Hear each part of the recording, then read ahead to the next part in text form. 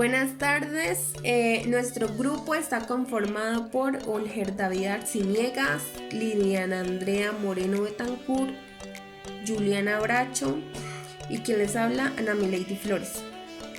Somos de la técnica profesional de salud y seguridad en el trabajo de tercer semestre. La materia a ver es comportamiento organizacional y el tema es ¿qué es cambio organizacional? Entonces, es aquella estrategia organizacional planteada ante la necesidad de un cambio. Es la capacidad de adaptación de las organizaciones a las diferentes transformaciones en las condiciones externas y de los factores internos mediante el aprendizaje. En la parte interna son aquellas que provienen de adentro de la organización. Surgen del análisis del comportamiento organizacional y se representan como alternativas de solución, representando condiciones de equilibrio, creando la necesidad de un cambio y orden estructural. Un ejemplo de estas podría ser las tecnologías, las nuevas estrategias metodológicas y cambios en la dirección, etc. En la parte externa, como la misma palabra lo dice, son las que vienen de fuera de la organización. Son aquellas que vienen creando una necesidad de cambio y orden interno. Ejemplo, los decretos gubernamentales,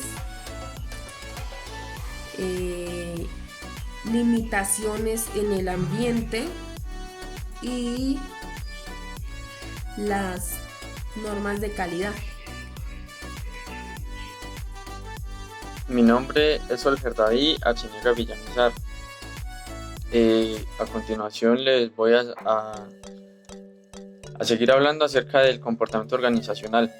Entonces tenemos que el comportamiento organizacional se divide en una rama que es el campo de fuerza, en el cual el campo de fuerza pues es una herramienta que nos ayuda mucho y que se utiliza para ayudar a facilitar el cambio y el análisis de campo que se requiere para que las fuerzas de cambio compitan entre sí. Entonces pues tenemos que existen dos fuerzas en las que se trabajan lo que es el campo de fuerza. El primero de ellos es la fuerza impulsadora y la segunda pues son las fuerzas restrictivas, ¿sí? Entonces ahora pasamos a un cambio planeado. El cambio planeado corresponde a todo lo que tiene que ver con diseñar y aplicar la forma deliberada con una innovación, con una estructura, una política y unas metas nuevas. Entonces tenemos que es un cambio de filosofía que también se implementa en el clima o el estilo al momento de operar. Entonces esto es todo lo que corresponde al cambio planeado. Seguimos con la fuerza de resistencia, que en la fuerza de resistencia nos habla acerca de cómo se evita que un cambio ocurra. Entonces tenemos que este cambio se divide o se aplica en 3 ítems. El primero de ellos es la cultura organizacional, que es donde se aplica o se divide la primera fuente de resistencia. El segundo ítem son los intereses personales. Entonces tenemos que intereses personales son todo aquello que abarca en la forma individual del ser humano o de cada persona. Y el tercero son las estrategias organizacionales, que este es el último que nos complementa para hablar acerca de las fuentes de resistencia. Entonces a continuación les voy a hacer un ejemplo como para que quede un poco más claro, un poco más explícito toda la parte de cómo es un cambio deseado o cómo es un cambio que se puede notar. Entonces hagamos de cuenta que tenemos un automóvil viejo y un automóvil nuevo. Son dos tipos de carros distintos de épocas diferentes. Entonces tenemos que en el automóvil viejo, en el carro viejo, tenemos una fuerza impulsadora y en el carro nuevo tenemos una fuerza restringente. ¿Qué pasa con el carro viejo? Que pues con este carro viejo es un símbolo de estatus, también es un poco más económico, bueno, se conseguían más económicos. El costo de reparación de estos automóviles eh, no es tan caro. Entonces por la parte del carro nuevo, del automóvil nuevo, tenemos que pues son pagos más altos. Hoy en día con un automóvil nuevo pues los repuestos van a ser más caros. Eh, si tenemos pareja o si tenemos una familia conformada, entonces nuestra pareja va a querer también tener un carro, por decirlo así, o si tenemos una familia y tenemos nuestro hijo estudiando en la universidad, nuestro hijo nos va a pedir que un automóvil o un carro para él transportarse a la universidad. Entonces, estos son como algunos de los cambios. También tenemos que pues hoy en día no es muy seguro que una persona tenga un trabajo, ¿no? Un trabajo estable, un trabajo en el que pues se pueda tener o permanecer eh, por mucho tiempo laboral. Entonces este es un ejemplo que pues les quería mostrar para que quedara un poco más claro cómo es la diferencia entre los cambios que se desean. Buenas noches, mi nombre es Nelly Bracho, estudiante de Seguridad y Salud en el Trabajo. Yo les voy a hablar sobre el fenómeno del cambio. El fenómeno del cambio es la capacidad de entender y percibir lo que está en la institución y sobre el sujeto. El cambio que se hace sobre su trabajo, sobre la rutina que tenga y lo que se puede hacer depende de su estado mental. Con lo que voy a hablar sobre la resistencia al cambio.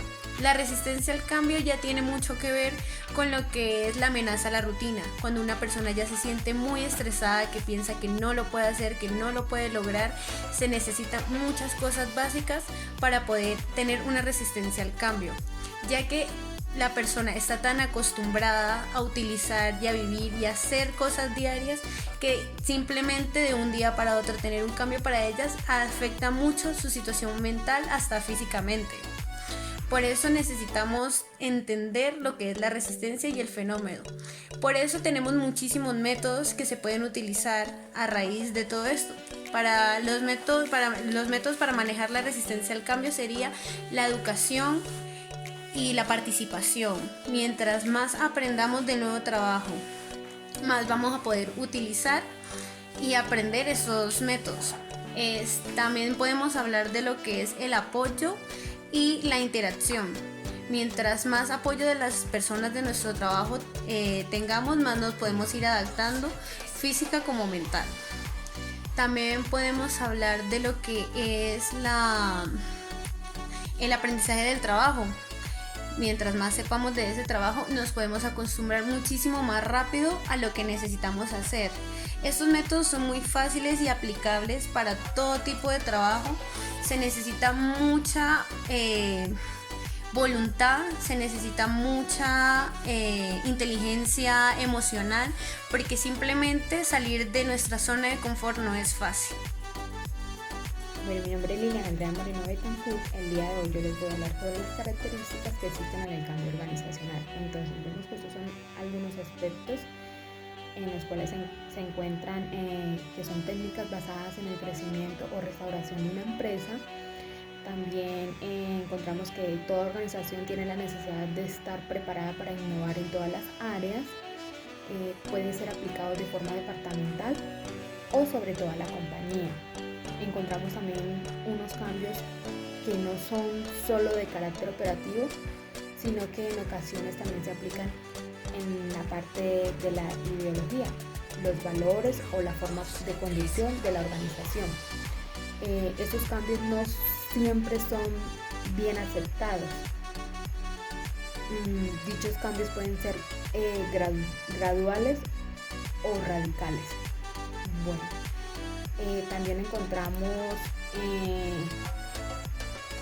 otro punto muy importante, que son los enfoques para el cambio. Entonces, en esta parte encontramos 3 enfoques, que son cambio de la estructura, cambio de la tecnología y cambio de las personas. Entonces, en cambio de la estructura, vemos que es el rediseño de descentralización o modificación del flujo de trabajo de la organización. En el cambio de la tecnología, vemos que es el rediseño de las operaciones laborales. En el cambio de las personas, pues más que todo esto aplican cambios en habilidades, actitudes, expectativas y percepciones. También encontramos el modelo de cambio de Kuhn-Levin, el cual encontramos 3 puntos también que son muy importantes, que es el descongelamiento, el movimiento o el congelamiento. Entonces, en la parte del descongelamiento vemos que es la fase que implica reducir las fuerzas que mantiene a la organización en su actual nivel de comportamiento.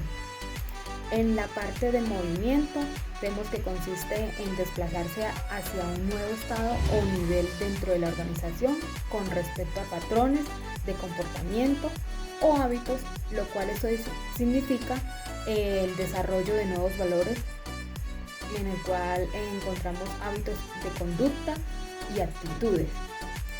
En la parte del congelamiento vemos que esto estabiliza a la organización en un nuevo estado de equilibrio, en el cual con frecuencia se necesita el apoyo de mecanismos como la cultura, las normas, las políticas y la estructura organizacional.